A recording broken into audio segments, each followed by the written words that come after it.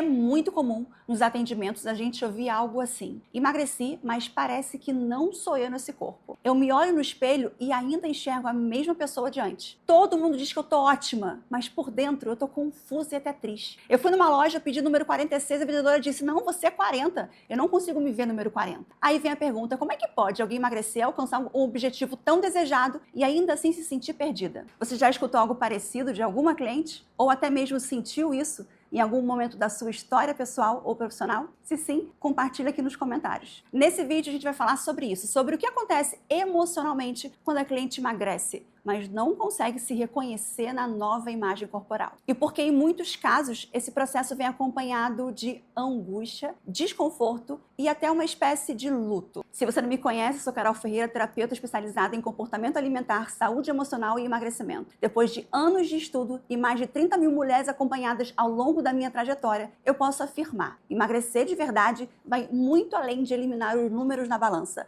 É sobre curar a relação com o corpo, com a comida e com as emoções. E desde 2018, além dos atendimentos, eu também ajudo outros profissionais a conduzirem processos mais sensíveis e profundos com seus clientes. Se você já atua com comportamento alimentar ou quer se tornar terapeuta de emagrecimento, fica por aqui, porque esse canal foi feito pensando em você. Quando a cliente passa por um processo de emagrecimento, o foco, na maioria das vezes, está nos números, nos quilos que serão perdidos, nas medidas eliminadas, nas roupas que voltarão a servir, no antes e depois. Mas o que ninguém ensina é que, junto com a mudança física, acontece uma mudança de identidade. E essa transição nem sempre é fácil. Aliás, na maior parte das vezes, ela é silenciosa e profundamente dolorosa. Porque não é só o corpo que muda, é a forma como o mundo olha para ela. É o lugar que ela passa a ocupar nas relações. É um novo tipo de atenção que ela começa a receber. E muitas vezes, isso tudo gera insegurança. Tem cliente que emagrece e começa a ouvir comentários que não sabe como lidar. Agora sim tá bonita, hein? Nossa, nem te reconheci. Tá pegando pesado na academia, hein? Aparentemente são elogios, mas na escuta emocional, esses comentários têm um efeito duplo, porque reforçam a ideia de que a antiga versão dela não era suficiente e que agora, com um novo corpo, ela precisa sustentar uma nova imagem, mesmo sem ter construído uma nova base interna. Isso pode causar uma crise de identidade. Ela sente que não se encaixa mais na versão antiga, mas também não consegue se apropriar, se ver na nova. Como se estivesse num lugar entre dois mundos, sem chão, sem referência. E aí, o corpo, mesmo mais leve, passa a ser um corpo estranho. Um corpo que não pertence. Um corpo que gera desconforto, mesmo tendo sido tão desejado. E muitas mulheres relatam isso com muita culpa. Eu devia estar feliz, mas eu estou confusa. Eu conquistei o que eu queria, mas eu não me sinto eu. Ou então elas falam: parece que eu deixei parte de mim para trás. E deixaram mesmo. Porque emagrecer também pode representar perda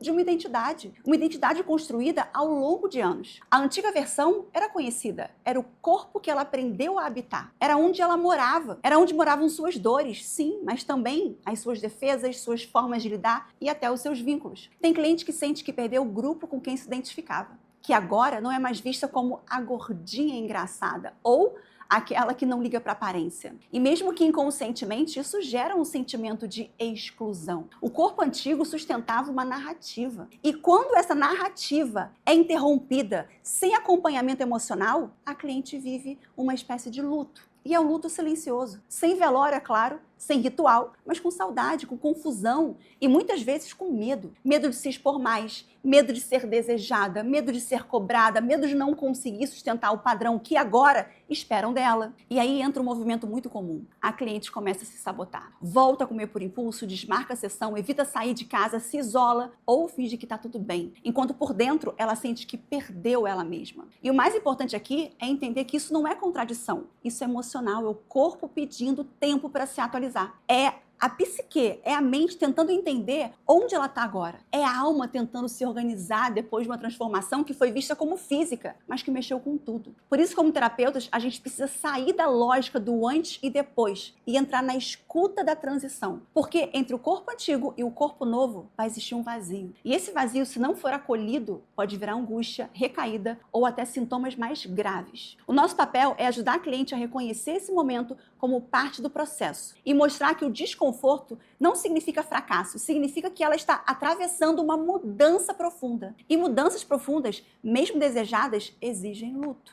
Sim, luto. Porque perder um corpo também é perder uma identidade. E toda perda, mesmo quando necessária, precisa ser elaborada. Você já atendeu alguma cliente que relatou esse desconforto com um corpo novo? Já percebeu que o emagrecimento gerou mais crise do que leveza? Me conta aqui nos comentários. E se esse conteúdo trouxe ideias novas para o seu trabalho como terapeuta, deixa um like, curte. É um jeito simples de apoiar e fortalecer essa troca por aqui. E se você quer se tornar terapeuta de emagrecimento ou já atua com comportamento alimentar, mas sente que precisa de mais recursos para evoluir nos atendimentos, clica no link aqui na descrição do vídeo e conheça mais sobre a minha formação de terapeutas de emagrecimento. Aproveita que as inscrições estão abertas. Eu te vejo no próximo vídeo.